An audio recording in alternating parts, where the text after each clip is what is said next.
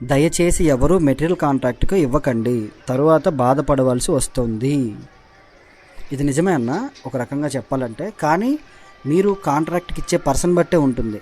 అంటే మీరు ఇంజనీర్ కావచ్చు, మేస్త్రి, బిల్డర్, ఎవరికి కాంట్రాక్ట్కి ఇచ్చినా సరే ఆ పర్సన్ వర్క్ ఏ విధంగా చేస్తారు, వాళ్ళ మార్కెట్ ఏంటి, జెన్యున్గా వర్క్ చేస్తారా లేదా అనే దాన్ని బట్టే ఉంటుంది. ఇవ్వకండి అని అయితే కాదు, ఇవ్వచ్చు. కానీ ఏంటంటే నీట్గా వర్క్ చేసే పర్సన్స్ని మీరు ఎంచుకోవాలి. అంటే రీసెర్చ్ చేయాలి బాగా మార్కెట్లో, అర్థమైందా?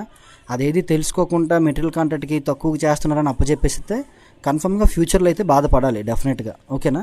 మార్కెట్లో ఎవరు నీట్గా పని చేస్తున్నారు ఏంటి అనేది కనుక్కొని జెన్యున్గా ఉన్న వాళ్ళకి ఇవ్వండి ఒక రకంగా. లేదన్నా మేము ఇంటి దగ్గర ఉంటాము, మాకు అంత ప్రెజర్ ఏం లేదు, పర్లేదు అనుకున్నట్లయితే మాత్రం హ్యాపీగా మీరు మీ దగ్గరుండి పని చేయించుకుంటే ఆ సాటిస్ఫాక్షనే వేరు. ఓకేనా? మెటీరియల్ కాంట్రాక్ట్కి ఇచ్చిన తర్వాత అవతల పర్సన్ మీద నమ్మకం ఉండాలి, వాళ్ళు కూడా జెన్యున్గా వర్క్ చేయాలి. అప్పుడే మీరు మనశ్శాంతంగా జీవితాంతం ఇంట్లో ఉండగలరు.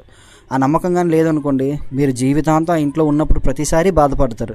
మేము మెటీరియల్ కాంట్రాక్ట్కి ఇచ్చాం, మా ఇల్లు చెడగొట్టారు, మేము మెటీరియల్ కాంట్రాక్ట్కి ఇచ్చాం, మా ఇల్లు చెడగొట్టారని అంటారు. అదే కాకుండా బయట కూడా అలానే చెప్పుకుంటారు కూడా. ఇదైతే జరుగుతుంది. కానీ మీరు ఒకటికి 2 సార్లు ఆలోచించి మెటీరియల్ కాంట్రాక్ట్కి ఇవ్వాలి. ఓకేనా?